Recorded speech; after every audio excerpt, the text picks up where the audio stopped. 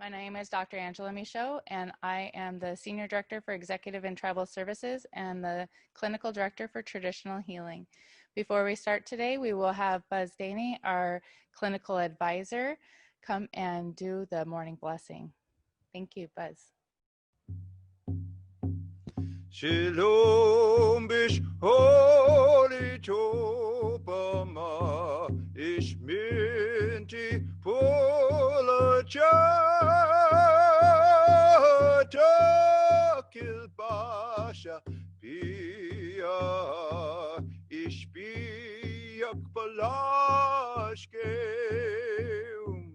Pichukush nutzi atakma Ant ishok chelashke Ishbiyok bichik bano Ichimayanishke Shalom bish holy topama Bimanuk filahat Ochlilit kunia hoka Ishbiyantamashke.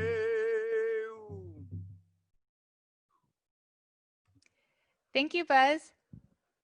I'd also like to welcome our board members, our tribal leaders, our elders, our Tribal Health Council members, and our RAISE interns for all the virtual participants. Thank you for joining us this morning. Next, I'd like to introduce Eileen Sylvester, South Central Foundation's Vice President of Executive and Tribal Services. Eileen is Yupik, Athabascan, and Aleut descendant, enrolled as a member of the Native Village of Ekwok. She has served with South Central Foundation as Vice President since 1996. Welcome, Eileen. Good morning, everyone. I'd just like to welcome you to the Plant Symposium today. We're excited to be here. It's a little different forum that we're doing today virtually. And I'd just like to say on behalf of April Kyle, the South Central Foundation Interim CEO, welcome. It's wonderful to have so many of you joining us today. I know that I've been able to take a couple of walks around the lake and look at the plants and get to see the different things we'll be talking about today. And I've actually learned a lot from our other plant symposiums. I think this is the third one. And so I've actually learned, implemented, made creams, and am continuing to learn and look forward to the plant symposium. I'd like to, again, thank our board members and the support that they give us for this plant symposium. We do have some of our board members that will be joining us today. And so Chairman James Segura, Vice Chairman Charles Anderson, Secretary Treasurer Karen Kaindek, Mr. Charles Akers, Mr. Roy Hundorf, Mr. Thomas Hundorf, and Dr. Terry Simpson. And so again, we just appreciate the support that our board members give us and all the activities that we do at South Central Foundation. Again, we do have our Elders Council. Some of them will be joining us today. Also our Traditional Healing Elders Council, and we appreciate the wisdom that they bring to us. Our interns, it's always wonderful to have those next generations participating, and so they'll be doing that today. They've had opportunities also this summer to walk around the lake here, to go ahead and do some activities with their families and looking at the things that they've learned of plants from plant symposiums that we've had before. We have special guests joining us today, and we'd like to say thank you so much. Welcome. We've got a lot of fun presentations for you. And again, I'd like to thank Dr. Angela Michaud, our traditional healing staff, our PR staff, the NUCA staff, and everyone that's helping us to put the plant symposium together today. And so again, have fun, enjoy yourselves, and just blessings over all of you. Thanks. The Tikahtnu Plant Symposium qualifies for CME credits. The hours are logged into the session, and they will be recorded and given to your CME department. Please contact us if you are requesting CME credits so that we can give you the proper documentation to be filled out. The information is found in the booklet that was emailed out to you yesterday in a PDF format with your registration. So there were no conflicts of interest that should have been on the CME slide. So just to let you know that there are no conflicts of interest for this presentation. Today's objectives are to learn about sustainable harvesting practices, participate in a virtual plant walk, learn about chaga and spruce tree life cycles, and harvesting tips. There will also be a workshop and discussion on how to make spruce pitch lip balm. Today's panelists are David Harrison, Jacqueline Schaefer, Dr. Gary Ferguson, and John Ross. All right. They will be joining us on stage now and some virtually from home. So each of our panelists will take turns introducing themselves, talking a little bit about their background, and address sustainable harvesting practices. First up we have is David Harrison. How's everybody doing? I hope everybody's well. The slides I used are, some of them are SCF, but the principles are very much the same when you start thinking about sustainable harvesting. You know, the purpose, the goals. I mean, all of this comes when you start thinking about sustainable harvesting. And I use these slides, but the content, you know, other than a few of these slides, are mine. And it's my opinion. And I want to make sure that you understand this is not an opinion of South Central Foundation. They may be in a line in some areas, but most of it, all of this relationship, the principles, the leadership, all of that, whenever you start looking at sustainable development and sustainable harvesting, these come into play. And I'm grateful for the South Central Foundation leadership in developing these, because it plays in a lot of different things. Oh, I moved a slide accidentally. But I'm Dene. I'm Athabascan.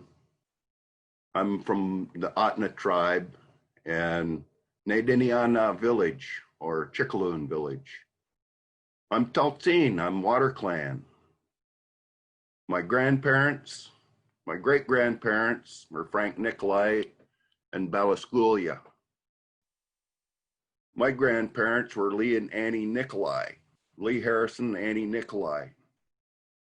My grandparents on my mom's side were Eston and Letha Hubbard. My foster parents, or my parents, are Raymond Harrison and Rita Hubbard. I was in a foster home, and my foster parents are Wiley and Yvonne Armstrong. And my Indian name is Tulchuda, muskrat. And this name was given to me by Sophie Beluda Austin of Lake Clark. And had I not been in the foster home, I probably would have never met Aunt Sophie, nor gotten my Indian name.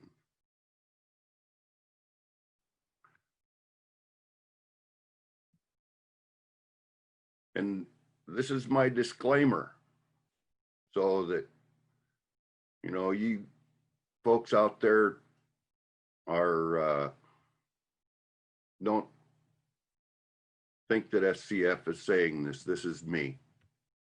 And I'm not a doctor, but I've studied traditional medicine for a long time, since at least 92 when I went up on the mountain. And I want to apologize now should I inadvertently offend or insult anyone, because that's not my intent. Oh, say Tsinan. To get into where we have to be in order to do a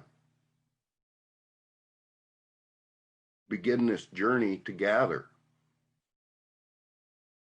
You got to be in good spirits and have a purpose. and be in a good frame of mind. Before you're leaving the harvest, you need to be thinking about the plants and the health and their health, and say some prayers for those plants and the ability to have them guide you to a clean place. And then, how you respect the food or medicine, it really directly affects how its healing powers are. And if you're upset or angry, don't go harvest. Heal the spirit. When you're at your location where you find you're going to harvest, stop and look around. And when you find what seems to be one of the best looking, nicest plants that you see, stop and make an offering, say a prayer. Because the ones that you see around that's probably where they came from, was that nicest looking plant. Offer a pinch of tobacco, a piece of your hair, a coin, something. Because it's really important for that exchange. The plants are trees, and food and medicine that we are out there to gather, they give us a lot. But when we go and take it without making an offering, there is no exchange. And this exchange is really important for medicine to work really good. So make the prayer, make an offering. And,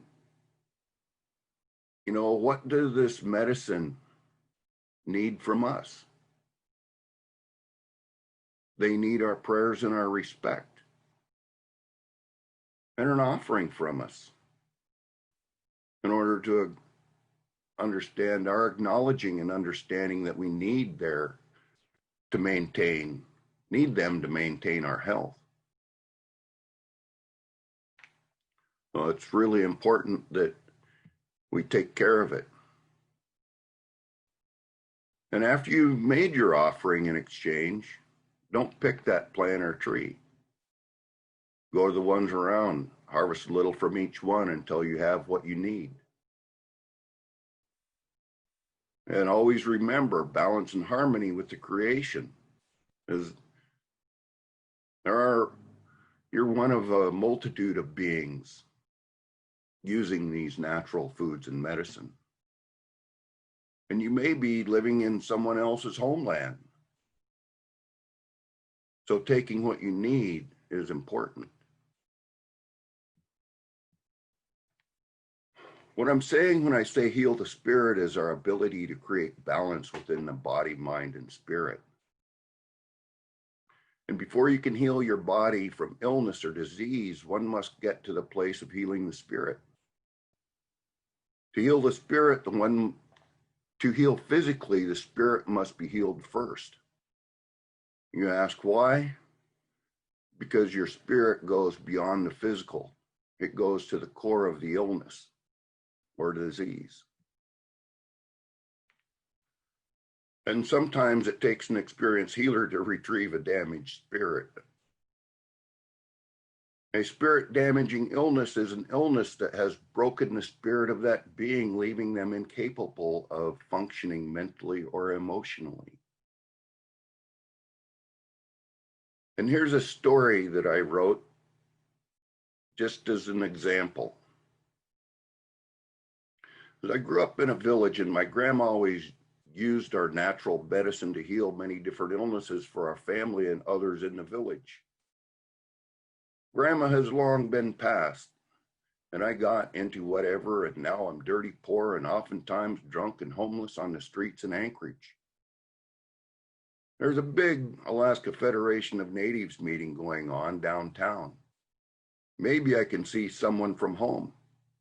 I finally get into the meeting place after being searched and scanned with metal detectors like a criminal going to jail. I begin looking for my relatives where all the booths with all this stuff is being sold. I see a booth with that has a salve that grandma used to use on my skin irritations that have plagued me since childhood.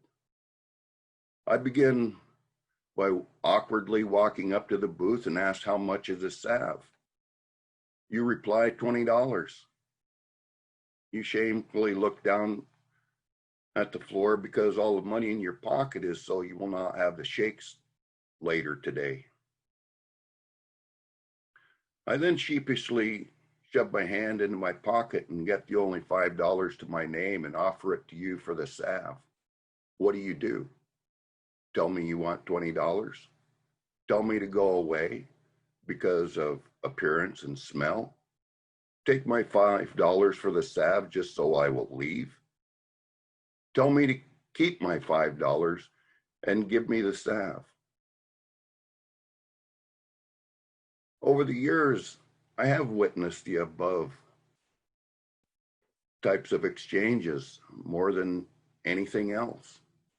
Only once in a great while does someone who has a knowledge and understanding of preparing medicine give it away or accept other non-monetary exchanges. Most people gather and prepare the medicine to sell to someone who cannot afford but needs it to heal their ailments. It's important to remember everyone does not have disposable cash to exchange in that way.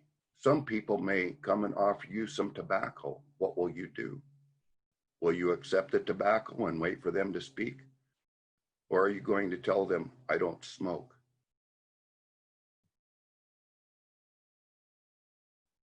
In conclusion, I hope that this is what we can take away from this. Heal the spirit is creating balance between the mind, body, and spirit. Pray. Prepare yourself before gathering food or medicine. Once you are where you will harvest, look around. Appreciate what you see. Pray, giving thanks to the medicine and food. Make an offering. Harvest from those plants around the one you made a prayer and offering. Don't harvest when you're angry or upset. Be respectful. Only harvest what you need. This does not mean what you need to sell to make a living. Exchange is important, but not as important as healthy people. Remember, human beings are not the only ones who utilize these natural plants as food and medicine. Know what you're gathering and what it is used for before gathering and harvesting. Some natural foods and medicine, if not respected, handled, or prepared correctly, can kill you. If you do not know, ask. It may save you some distress. And have respect for the land the people walk upon, as we're only visitors. And our traditional medicine is not for sale. Stop selling it. And then I have a few notes, just because some may think that I'm opposed to Western medicine and all of that, and I'm not, because they all have their purpose and they all have their place. My opinion is that traditional medicine is for most everyday use, even though you still have to take your precautions. Western medicines are to heal a specific issue. So we need both to maintain the health that we are having today. And to heal, you have to remove the underlying issues, and the symptoms go away. And the last thing is you must believe the treatment will work for you. Whether you're a Western medicine pill popper or one that chooses to use natural foods and medicine, there are benefits to both, as well as their own failings. Heal the spirit, the mind and body will follow.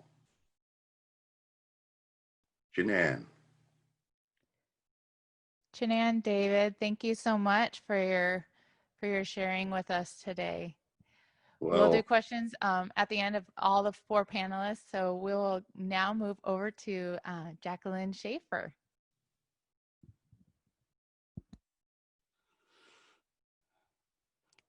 Uvanga Atiga Catalina.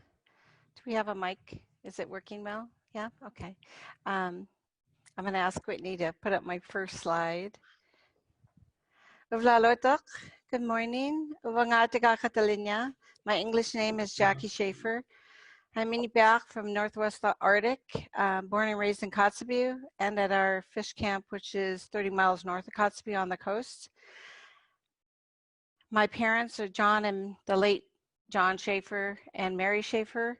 My grandparents, Martha Wheeler, and I have lots of extra grandparents. I won't list them all, but when you're raised in a rural community, you tend to be raised by the village and every village around it, right? So my other Anna and Tata were Annie and John Schaefer, who lived subsistently off the land at our fish camp, which I decided wasn't just fish camp because I had to cancel my trip because of COVID. So I decided that it's not just fish camp, it's berry camp, it's hunting camp, it's healing camp, it's everything, it's vacation camp, right? So for all of you who had to cancel your summer or fall subsistence camping trip to your homelands, then, you know, I want to say that I feel you. I'm there too. I'm a mother of 6 and a grandmother of 7. I work at the Alaska Native Tribal Health Consortium in environmental health and engineering. And I've been really blessed to kind of have this diverse life where I'm able to work in the Western world and find solutions for water and sanitation with communities, as well as harvest and share my knowledge with all of you on plant harvesting. I totally agree with David in the sense that we have to understand that this is an ancient practice that our people have done for thousands of years.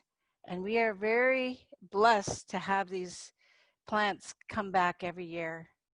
We aren't an agricultural community. We are subsisting off a land that really takes good stewardship. So it comes back to that relationship with the land and the relationship with our plants. So we have plants on the stage here that remind us that we're simply living organisms amongst other organisms. And these living organisms are what heal our physical body. And when we think about that, we have to think in the essence of spirit, and that's something very difficult to talk about very naturally in a Western society. We've all been raised in Western education and Western churches, and a lot of times it's very categorized, so we don't just talk about it.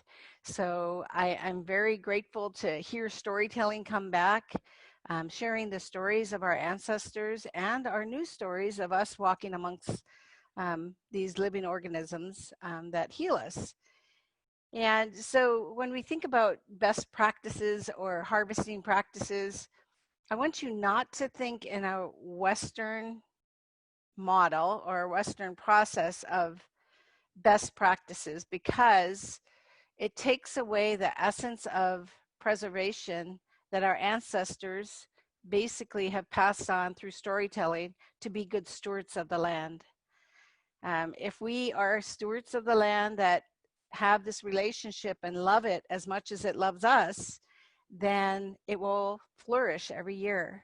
And when you walk, no matter where you are, whether you're in your homeland or on somebody else's land, first you must acknowledge and thank those ancestors who have been stewards of that land, and you are walking because of them. So what you want to think about is the future, your children and grandchildren and their grandchildren and their grandchildren. So when you think about that, then you're not just walking on lands that have been walked on for 10,000 years or maybe longer. You're walking on lands that you want 10,000 years from now to be the same. I work in climate change. It's an interesting paradigm because climate has always changed in Alaska. We live in a place that is so dynamic and constantly evolving, yet we still harvest and use our traditional medicines that have been used for thousands of years. That in itself is a story. That in itself shows that oral history and that stewardship of the land and that relationship is so vitally important, and it continues. So to every single one of you that go out and harvest, think about not yourself, but think about the future of the land you walk on, as well as the ancestors that have walked before you. I just went out looking for tundra tea because of my canceled trip. I'm not going to get my tea from home. So the Labrador tea grows pretty much all over the state. But you know, when you grow up in a particular area or village, yours is the best, right? Your berries taste the best from home. Your plants taste the best from home. So there is a connection to that. There's a psychology to that. And the connection is your ancestors walked on that particular piece of land. So your connection is to that piece of land. But if you live somewhere else, it doesn't mean you can't harvest and practice the same way you would if you were home.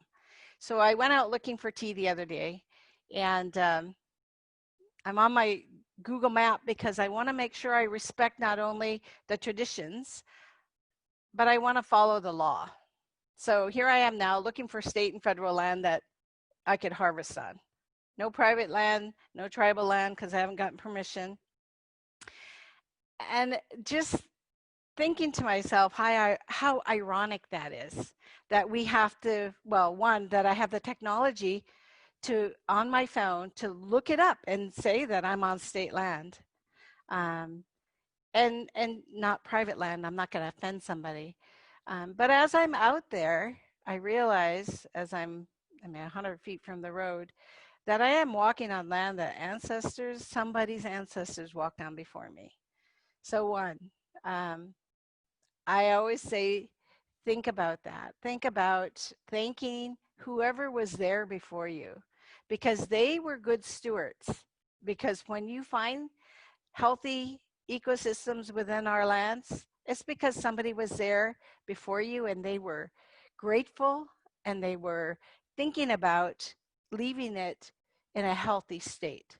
So I get out of my truck and trudge through the marsh, which I'm close to a tree line, so I'm thinking I'll find tea and maybe some blueberries.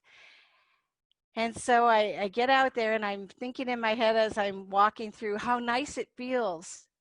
And well, now I have rubber boots on, not traditional boots. But as I'm walking through that marsh, that relationship begins. You're squishing in and you hear it and you feel it and you smell it, because as you step, you're releasing all these smells. So all your senses come alive. And so I truck over, and sure enough, here's, we have two different types of Labrador tea in our state. And I had to research the bigger one because that's what Hudson Bay tea was, the big one. Our little Arctic Labrador tea, we thought, well, we still think, because we live in the Arctic, it's a shorter season, it's a shorter root system, it must be more powerful. I mean, that's in our head, but So I'm thinking, well, I need to quit thinking that way because now I'm not going to have that one. But sure enough, here was the little ones on this tundra. And so, and it smells the same and it looks the same. And actually, I start looking around and like, well, it kind of looks like camp. You know, why in my head have I created a barrier that doesn't need to be there? And so I thank the ancestors for allowing me to harvest on this land. Regardless of what the designated um, land is, I know there's ancestors that were there. So I thank the land and I thank the ancestors and I start harvesting tea. And I'm thinking, you know, there's lots of salmonberry leaves here, but no salmon berries. And, you know, I could smell the blueberry leaves. So there's blueberry leaves here. And I'm just in my own space thinking about this particular displacement of my personal journey. And as I start letting go of all those Western thoughts that make us think that way, that this is state land or federal land or somebody else's place, I realize that all of our people were migratory and we traveled all over the place. And if you had to stop for a season to rest or heal, those plants were there. Um, and you honored them by thinking of them as simply living organisms. So here I am, a living organism. Here's this tea that's a living organism. And now we're in a relationship because I'm picking that tea. I'm grateful. There is an honoring system here. I'm not going to rip it to pieces. I am honoring it because it's going to heal me. And it's honoring me by providing. And so that relationship is key. And that relationship has to be at the forefront of your mind because there is a psychology to this stewardship. And so I fill a bag of probably a gallon of tea and I could smell the blueberries. And I'm thinking, this is like, there's got to be blueberries somewhere. So I turn around and I'm looking at my truck on the road 100 feet away and I look down and here's this huge blueberry patch and they're the size of marbles. And I'm standing in the same place I walked to collect the tea and I'm thinking, you know, thank you, ancestors who now have awoken my senses and brought me to these berries. And so I picked a few berries, but through the process, I realized that something we don't talk about the spirituality of that experience as naturally as our ancestors did.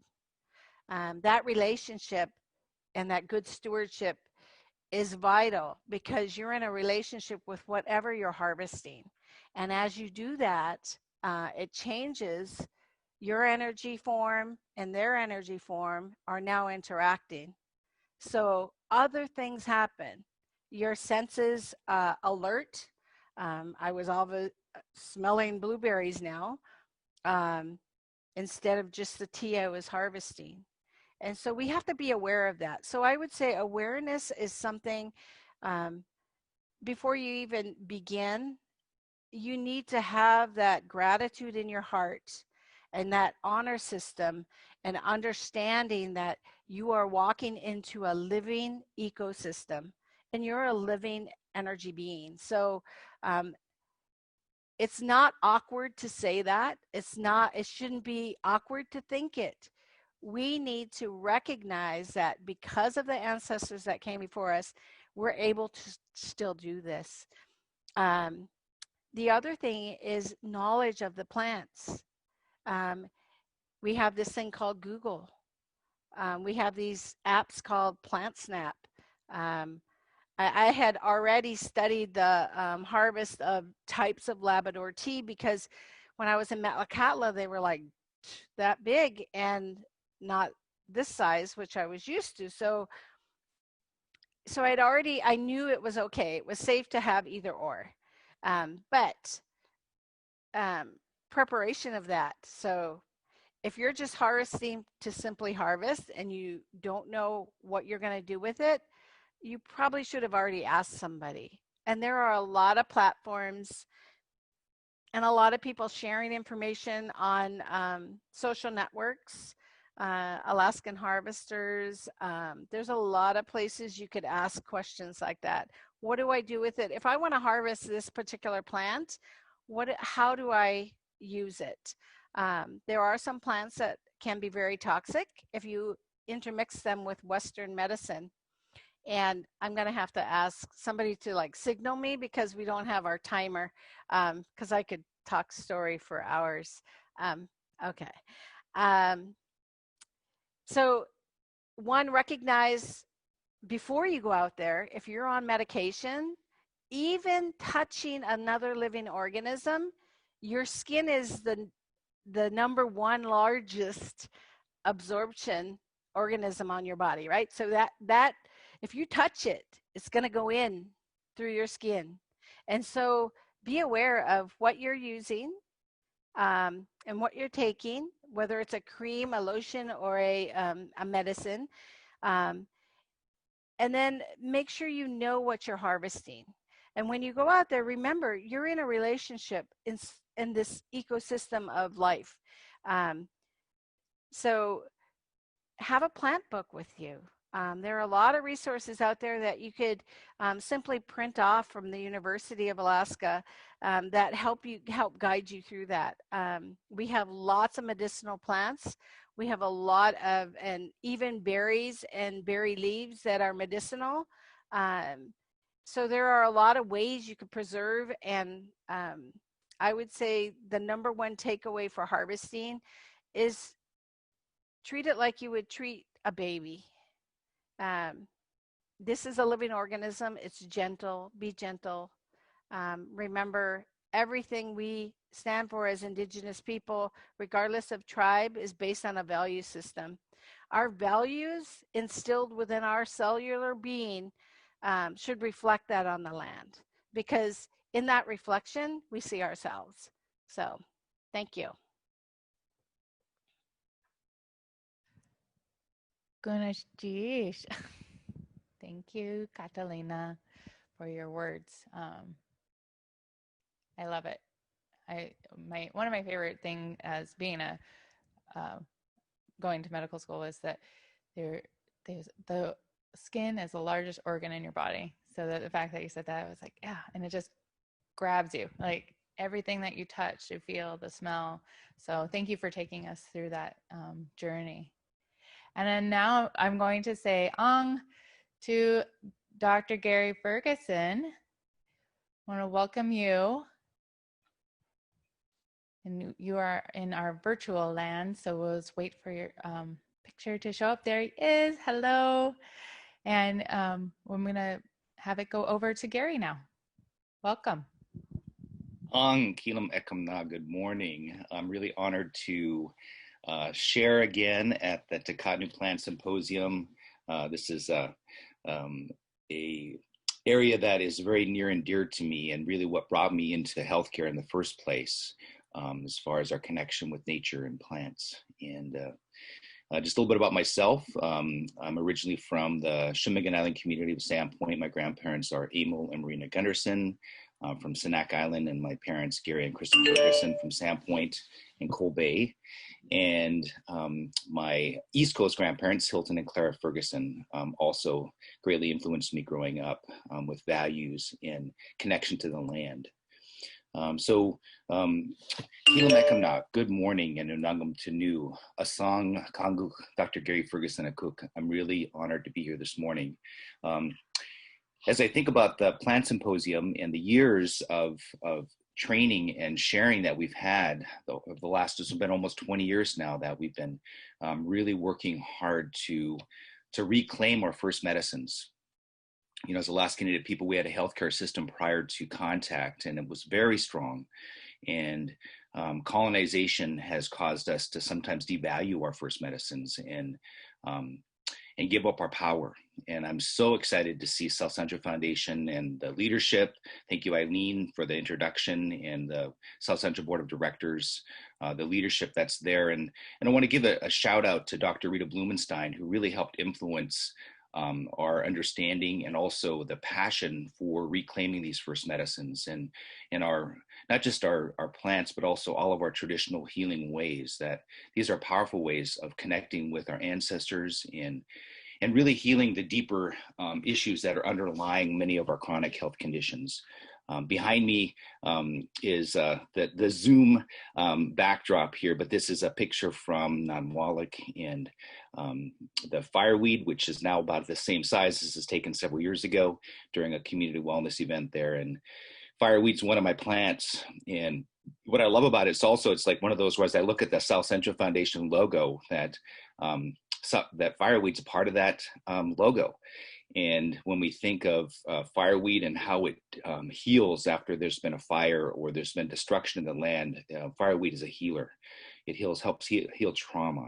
And Jackie shared so eloquently about these amazing plant beings and the medicine that they have for us and the connection to them. And last year and the year before, when we think of some of the folks that have shared during the symposium, but sometimes just being in the presence of the plants, being out and smelling them and sitting with them, that their healing extends beyond just taking them in as a medicine or as a tea, that they're amazing healers energetically. And of course, nature is medicine. We know that, and science proves that being in nature is incredibly healing. And our plants in our landscape help us adapt to stress and trauma. And we're in a very challenging time when we think of the time that we have on the planet with the pandemic. And I'm beaming in from home today, childcare issues, as well as we had a potential exposure to COVID. So we're making sure until all the tests come back. But it's one of those where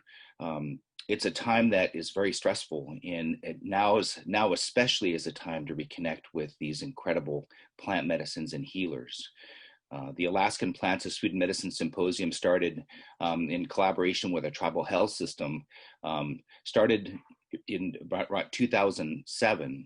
There was a research project called Helping Ourselves to Health, which was a nutrition research project in the YK Delta. And as a part of that research project, we connected with elders, and elders shared through a focus group that this generation hasn't gotten the deep connection with the plants as well as the traditional foods as they have in the past, and that we needed new media. We needed new ways for our younger people and our families to connect with the value of our traditional foods and our medicines.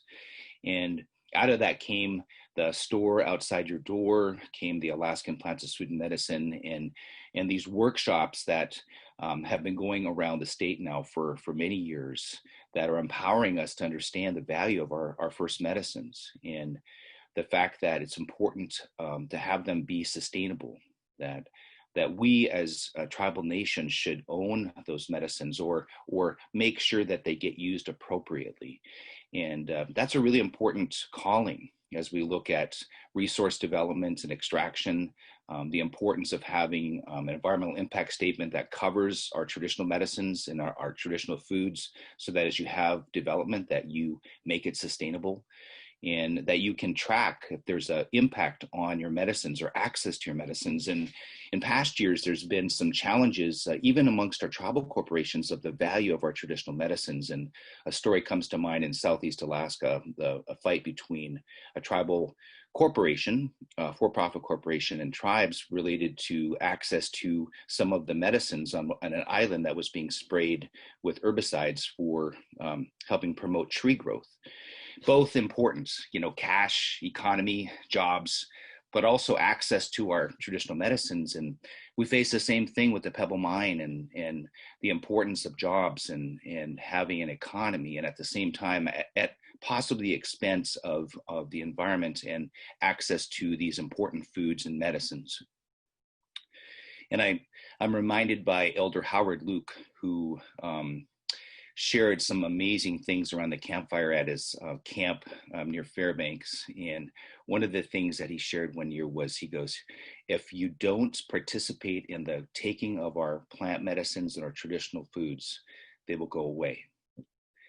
That it's imperative that we are the stewards of these incredible foods and medicines. And by partaking in the access of collecting them respectfully, as David Harrison so eloquently shared earlier, that we need to go into it with the right spirit and the right mind, and be respectful and understand that they're living beings. And at the same time, also making sure we participate. It may be a small way of, as Jackie shared, and not being able to go home. Maybe that's in South Central Alaska for those of us who live in the city now, who are more urban natives. And at the same time, wherever you are, there are plants, there are healers, and getting to know where your plants are. And, this year is a bumper crop of fireweed. If you've noticed, I was just out in the Aleutians to Cold Bay, and I mean, the tundra is alive with fireweed this year. And I look to other areas of the state that I've seen photos of. Fireweed is a prolific plant. Of course, part of it's due to the fires that we've had over the last several years as well. But to me, it's also a sign, when you have an abundance of a certain medicine, that's also a sign from Creator that medicine is also really important for us to understand. And when I think of healing trauma and some of the challenges that our Native communities face right now, this is a powerful time for fireweed as a healer, to participate in using it as a medicine and learning about it, as well as just bringing it into your house, or going where the fireweed is, and being encouraged by the power of that medicine. To me, it takes Western medicine and understanding of phytopharmacology and all of the scientism behind it, which are equally powerful as we look at many of our current medicines that we have in the Western medical paradigm come from indigenous sources. And unfortunately, we're in a time now where we're starting to credit indigenous nations for the medicine, like, for example, Taxol or tamoxifen, which is a cancer drug, comes from the yew tree in Southeast Alaska in the Pacific Northwest. And it's thanks to our indigenous nations that we have that knowledge. And we still have work to do in crediting properly the indigenous nations where our medicines come from. And if you go to NCI's website, who helped investigate that medicine and find out about it and then develop the synthetic tamoxifen, there's no mention of the Tsimshian, Tlingit, or Haida peoples that medicine comes from. And so we still have a ways to go in properly crediting where our medicines come from and the intellectual property. And it's way beyond just intellectual. It's a spiritual connection to these plants. And when we think of sustainability, we need to also make sure that we credit properly where our medicine comes from, and the ancestors and the people that kept that alive. And as a wisdom keeper, and Dr. Rita Blumenstein and I have had many cups of tea talking about plants and the importance of these medicines. And she's one that helped us start the Alaskan Plants of Food and Medicine and hold it in integrity as the first tribal doctor recognized by the South Central Foundation Tribal Doctor Program. She's helped lead us and guide us in her whole understanding of taking the past and bringing it forward, and the importance of honoring where we come from and this wisdom of our plants. Making it sustainable for future generations means having these types of workshops regularly, and understanding that, like, for example, in the COVID-19 era, that there's a lot you can do to help your body deal with viruses. First off, taking care of your body and having a strong immune system, so that when you're presented with a virus or a bacteria, your body can fight. And there are so many wonderful plant medicines that we don't know how they interact with COVID-19 yet, but we know that they're strong against the influenza virus and other kinds of very potent viruses. And so looking at this pharmacopoeia that we have and this wisdom during the COVID-19 era, don't forget these first medicines. Don't wait until you're sick. Our ancestors were very wise, and when you had the first sign, or if you were exhausted, you would have a tea. Prevention was important. It wasn't just about taking medicine for when you're sick. It was also eating foods in season, and these nutrient-dense foods, these plants that have sustained generations. Those plants will continue to sustain us, and they're equally powerful. And as Jackie shared, climate change has been a part of our history, and our plants are adapting to that environment, and they pass on the ability to be resilient to us by us eating those plants, by us using them as medicines and teas, by spending time with the plants. And so to me, it's a powerful time of remembering who we are and where we come from, and respecting our ancestors by holding our indigenous medicines sacred and creating sustainability for future generations so that they have access to this knowledge. I was honored to grow up in Sandpoint, and for us as kids, we traditionally harvested the cow parsnip, the puchki, and we also the petrushki was a common one in the spring. We would harvest the chocolate lily, the wild rice. These are things that we just knew as kids. It was something that the older kids would teach the younger kids about safety and how to harvest them, as well as be respectful so you don't over harvest. And as David shared earlier, the importance of not over harvesting and making sure there's some left for the plant to propagate itself, for animals to also enjoy that medicine, or for others. So, not harvesting more than a quarter of what you are surrounded with, and again, being respectful of that medicine so that it stays sustainable and it can continue to propagate itself. And plants like the chocolate lily, what's beautiful about that plant is in the Pacific Northwest, some of our relatives, as far as there was a presentation by Muckleshoot, and they were talking about some of the ways that they've taken the chocolate lily, and by harvesting the chocolate lily, you leave some of the grains of rice there, and those become new plants. And so by following Elder Howard Luke's wisdom, by participating in the collection of that plant, you actually help the plant propagate itself. And the Muckleshoot Nation or some of the tribes surrounding there had these incredible fields of chocolate lilies that they would return to year after year. And then they would cut down some of the other plants so that it would be this field of food for them, medicine. Food is medicine, and that's something that when we think of the origins of Western medicine, which sometimes we've forgotten, Hippocrates, considered the father of medicine, Western medicine, said, "Let food be your medicine, let your medicine be your food," and that includes our plants. And our plants are so important to keep this knowledge alive. And there is a fire that's been set, a good fire that has been allowing the sharing of this knowledge. And some of the work we've done with the North Slope and their understanding of plants and the importance of plants, the elders shared with us that, traditional foods are good. We're doing a good job with our traditional foods and our harvesting, but we're forgetting our plants. That knowledge is fractured. And so there's been a huge effort on the North Slope to reintegrate plants, and some of the research that was done, there were over 18 plants that were regularly harvested and used throughout the year. And when we think of the current use, many of us have fallen away from that.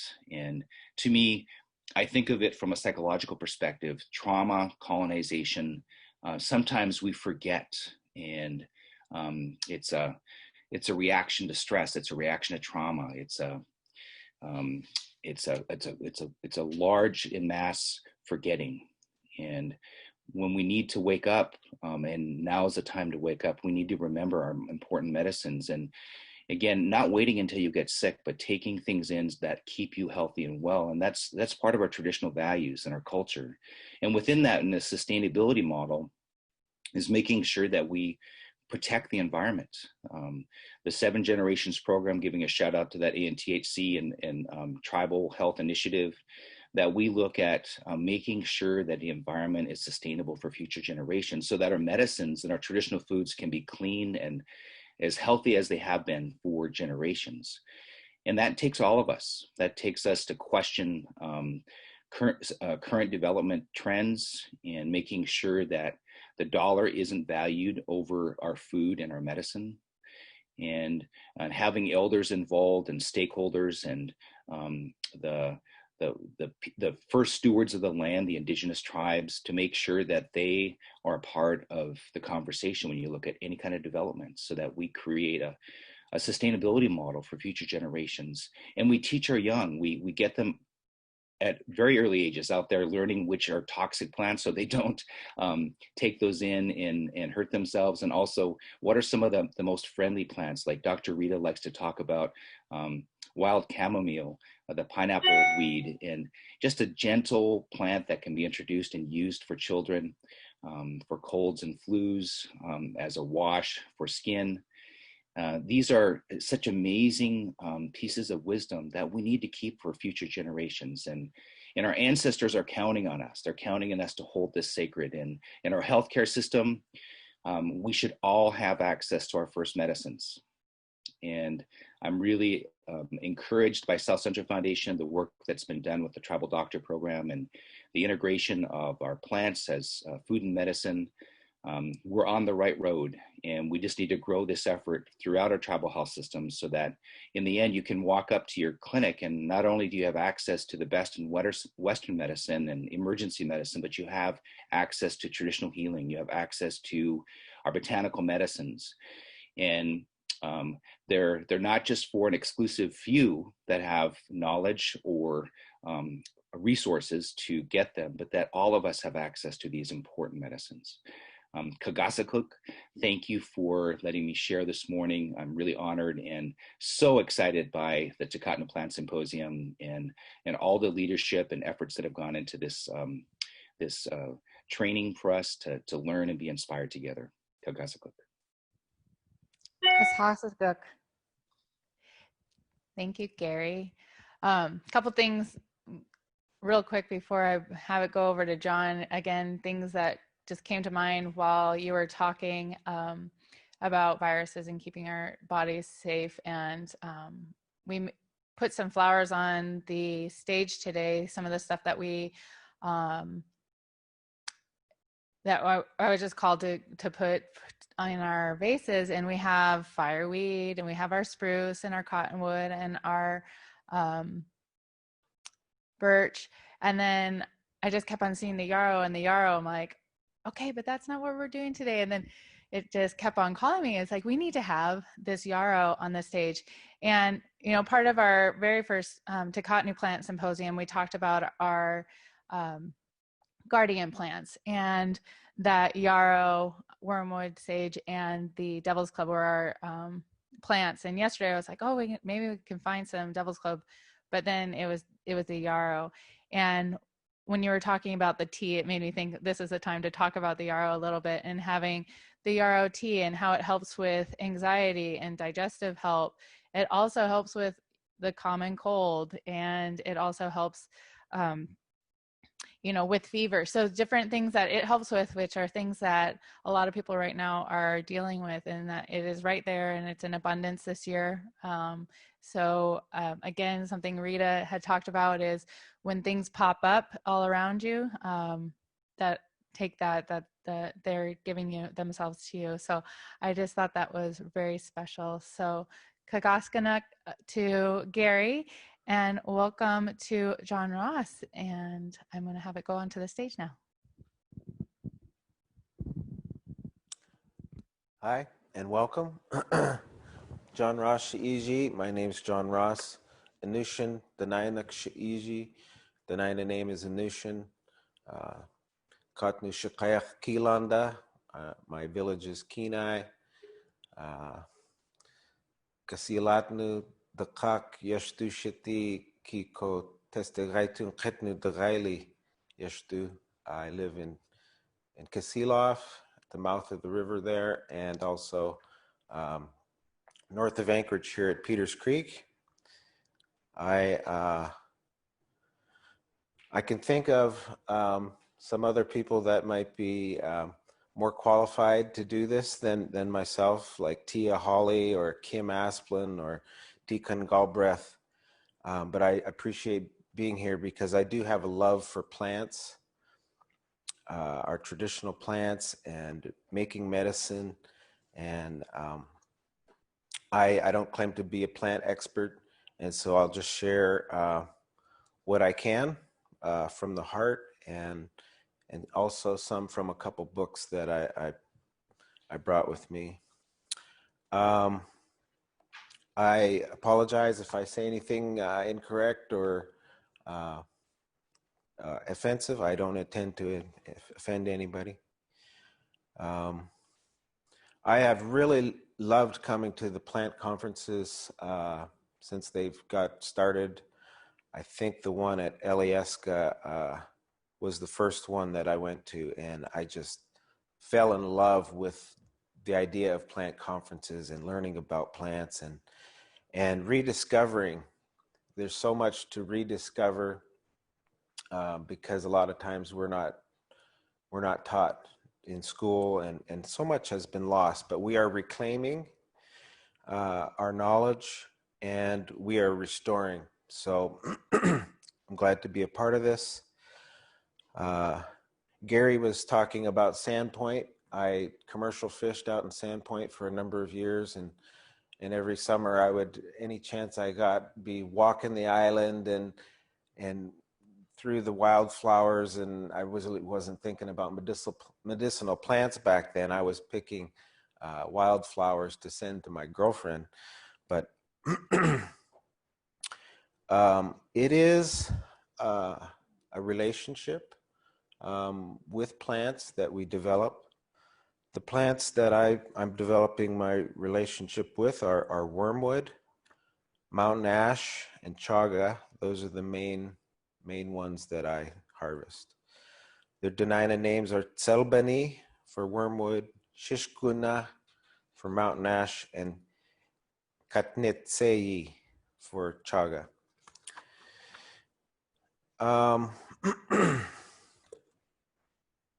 I want to share a little bit from this book here. It's called Dena'ina Plant Lore, an Ethnobotany of the Dena'ina Indians of South Central Alaska. And this is a really incredible, awesome book. If you're interested in plants, you need this.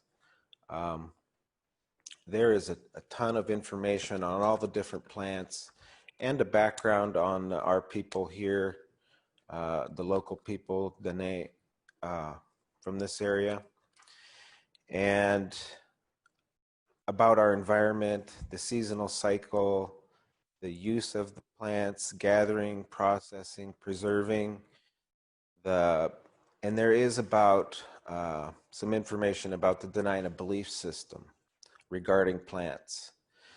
And so that's what I want to share a little bit of. But before I share from that book, I wanted to mention a couple things that Cornelius Osgood wrote down. In the 1930s, he came up to Alaska from the Yale Museum and the anthropology department there, and he talked to our elders at the time, and he wrote down about our culture, about some of our beliefs, and made what observations he could. And this is what he said in the 1930s about the Dena'ina as far as our some of our traditional beliefs. The Dena'ina have a very personal relationship with the non-human world. Not only do plants, animals, rocks, geological features, non-human people, and spirits have lives of their own, they can communicate with a person if that person has the ability to understand them. In traditional Dena'ina culture, people's lives are governed by a set of rules directing them in their behavior toward the non-human world. Depending on a person's behavior, the elements of the non-human world may help or harm him. So that's what Cornelius Osgood wrote down. And he made a good observation about the personal relationship that we have. And our belief is that everything has a spirit, whether it's a rock or a tree, and that everything is to be respected. Couple specific rules that I just wanted to point out first is, and this is all from our elders. I mean, Priscilla Russell Carey she was married to Jim Carey, our linguist for Dena'ina, and so she had extensive access to all of our most knowledgeable elders, and she just took incredible care to compile all this information. But the the two of the rules I wanted to highlight is that if edible plants are not gathered and used, there will be fewer the following year. And if they're not gathered over a number of years, they will disappear.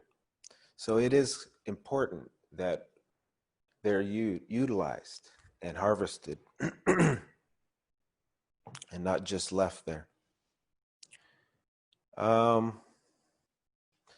So some of the other things that our elders shared with Priscilla when she compiled this book, the Dena'ina emphasized the importance of addressing a plant in a respectful way. A person should say the correct words to a plant, particularly when he wishes to use it. So talking sincerely. Plants should be treated respectfully. Avoid wasting plants. So if there's parts not used, they can be gathered or piled up. Don't take all of a certain plant in an area. Leave some of the roots. Leave a small gift. I like how David was talking about that. And it could be whatever you want to leave, but you should leave something. I usually bring some coins in my pocket, and I always do leave tobacco. Trees especially should be talked to respectfully and acted around respectfully. An area should be clean and neat when you leave it. It's the animals that teach people which plants they can use, like bears eating berries and preparing for the winter, or if an animal or a bear is wounded, where do they go? They go to the Devil's Club, the cow parsnip, and medicinal plants like that. That there is a supernatural or spiritual connection between plants and a higher power. Seeds of plants talk to a higher power, God, so they can grow. Medicinal plants work best when they're used over a considerable amount of time. So you can't just think, well, I'm just going to use it this once and that's going to do it. You have a relationship and you develop that and you use it as it's needed. There's some information. It says non-Dena'ina medicine prevents medicinal plants from being as effective. I'm not sure what kind of clinical studies she did to determine that, but that is what our elders probably told her. Dena'ina medicinal plants may not work as well today because they're not treated as carefully as they should be. So those are from looking at some of the books out there, like this one here, and what some of the anthropologists said, looking at our people historically here. Those are some of the kind of rules and attitudes towards plants and traditional medicine, and that's all I'll share for today. Thanks. Chinan, thank you. John, there was a question on where people can get the book. I looked on Amazon really quick. There was one, and it was $74. So, do you know if it's I know it has, and if anybody's selling them? It has been reprinted a number of times. It is hard to find. It was just reprinted a couple years ago, but obviously they're all gone. Okay. It says that it's produced by Alaska Geographic. So you can go to alaskageographic.org and that'd probably be the best place to find out about it. Otherwise, you have to find used copies. Yeah, bookstores. Yeah. Awesome, thank you. So now we're going to open up to questions. So if you could put into the question and answer section on the chat of a question that you may have for our panelists. We'll have about 10 minutes for that, and then we'll take a 5-minute break and we'll get ready for our next presenter. So any questions that you guys have for our presenters?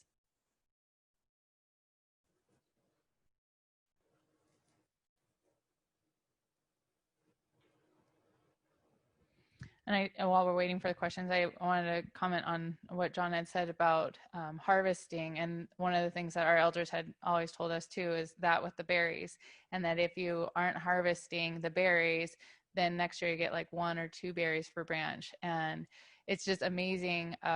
We were seeing in Ketchikan some of the people who were posting the pictures of some of the berries this year of areas that we had picked last year, and the blueberries were just dangling from the trees. And blueberries in Southeast are tall versus the blueberries that are so short up here. So that was pretty neat, and seeing it actually coming to fruition, that it go out, pick the plants they want to be picked, and use our plants and try to identify the plants. After Dr. Allison will be speaking, we are going to have a plant walk, and one of the reasons that we've made this a main point of our Tikahtnu Plant Symposium is for people to be able to identify plants. So at least be able to identify 12 plants, and hopefully you'll take that and continue to grow and learn more about more plants. So let's see if we have any questions here.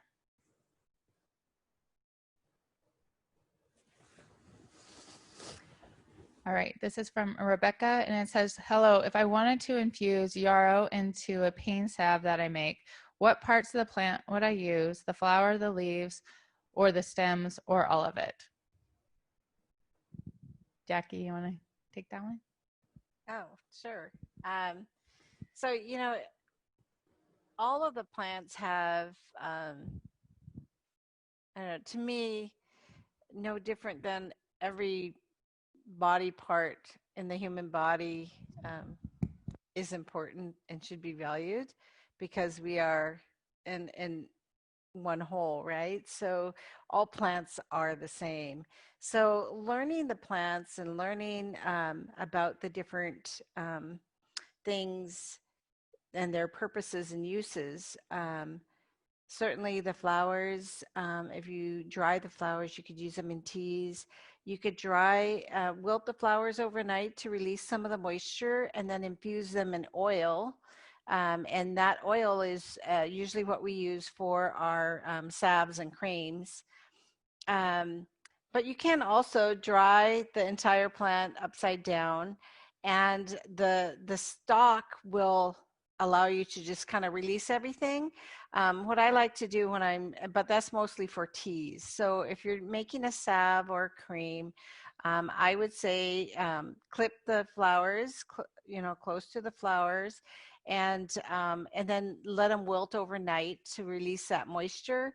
And then I like to, when I infuse them in oil, especially depending on what if it's gonna be a cream for like eczema, use a gentle oil, something that won't feel greasy, because with eczema you want, the beeswax will kind of coat, but you want the oil to be absorbed with those healing properties. So again, wilt it and then put it in the oil, and I usually stuff a mason jar and then pour the oil over that. I like to use cheesecloth for the first 2 days. That just allows more moisture to release. And then once that couple days is up, you put a lid on it and gently shake it. I like to shake mine every couple days and just kind of make sure that, everything's healthy in the jar. And then everyone has their time for infusing the oils. I am kind of old school, so I go seasonally. So I let them, I let them render for one season, and I've done that for a long time. So for me, that's my rhythm. You could infuse them quickly by using a crock pot. And there are many, many methods. This has been done for all over the globe for thousands of years. So there are many, many methods. And my biggest tip is to find one that you're comfortable with, and one that gets you in your rhythm, so that as you go through the process of doing this, you're interacting with the plant and infusing it in the oil. And then when you strain it and I like to use my plants twice. So the second strain is going to be lighter. The first strain is less potent, because obviously it's been rendered for a while. So yeah, so if she's making a salve, or anyone's making a salve or a cream, which we'll have demonstrations throughout the symposium, um, you infuse the plant, and for yarrow, you infuse the flower. Thank you. The other question was for the tea. Did you say the flower, or is what you're using for the tea, or are you using everything for a yarrow tea? Again, there are many, everyone has their methods. Yeah. I like to use everything, just like I like to use everything when I make fireweed tea. It really just depends. I just dry my yarrow hanging upside down, and then I just take my finger and use everything that comes off becomes part of the tea. I do know that some folks just dry the flowers and use that for tea, but again, I think the leaves of yarrow also have medicinal properties, and I prefer to use as much of the plant as I possibly can. So again, find your rhythm. There have not been any scientific reasons not to use the leaves. Again, it just depends on taste too, because flowers obviously are sweeter. If you want a sweeter tea, just use the blooms. If you want more of a pungent tea, use the plant. Okay. Gary or David, did either one of you want to respond to either one of those questions, or we can move to the next question? Do you have anything else to add?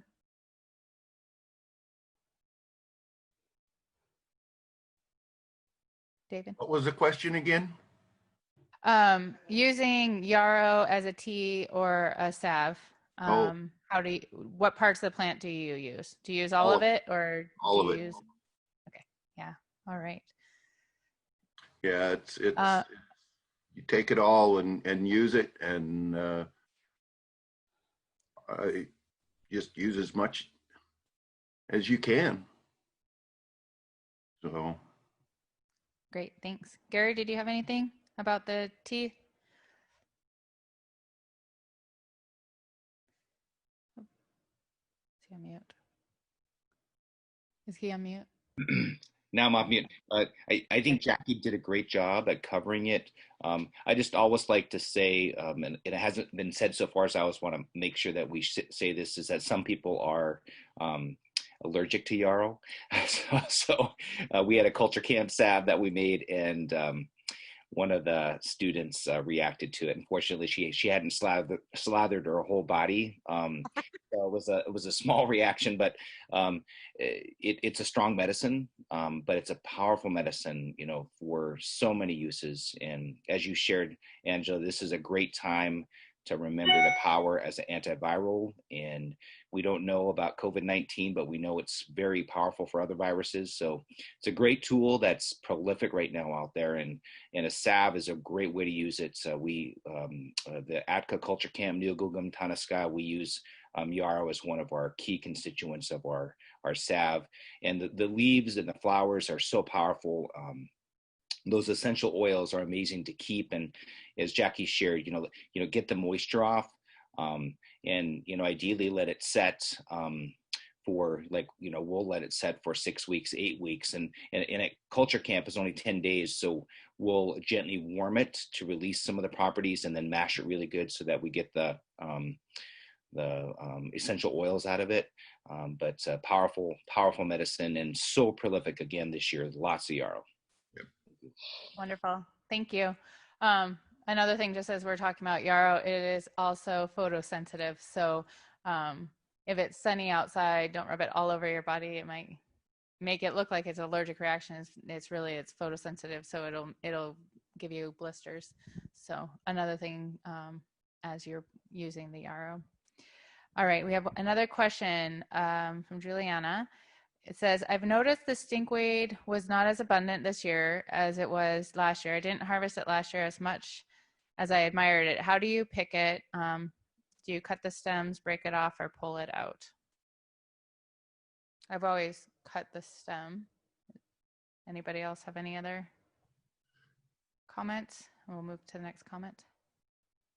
Well, I always cut the stem as well. I try not to pull up the roots of the plants unless I'm going to use the root. Mm-hmm. Okay. And Joni is asking, she was walking behind Sheep Mountain last evening, thinking about the symposium today. Wormwood was everywhere and spoke to her. I felt not to pick it as I didn't need it or have a use of it yet. Its beauty and the way that it is interspersed with all the other plants seems relevant. Can you speak to plants and their natural companions? So I think or what other plants are found with wormwood?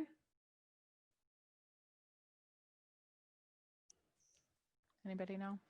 Well, I'll speak a little bit to it. I think it depends on where you are. You're on a mountain looking at it and you see it amongst all these other plants. So those plants are native to that environment, that mini ecosystem.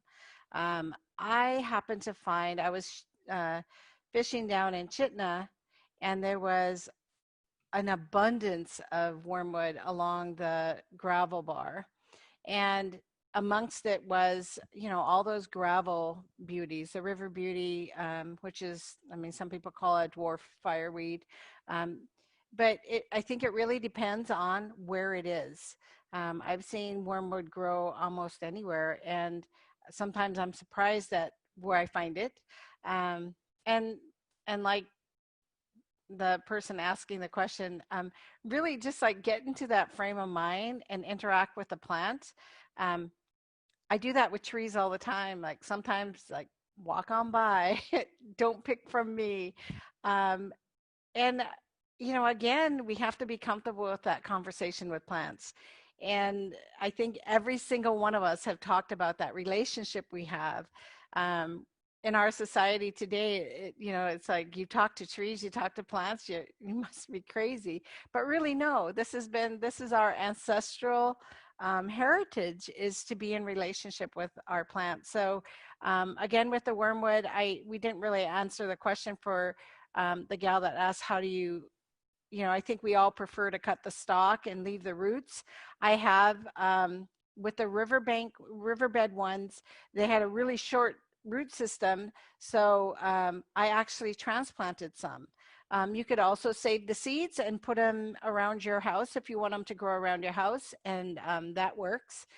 So yeah, there's lots of uses. Again, that plant is similar to yarrow. It's a guardian plant.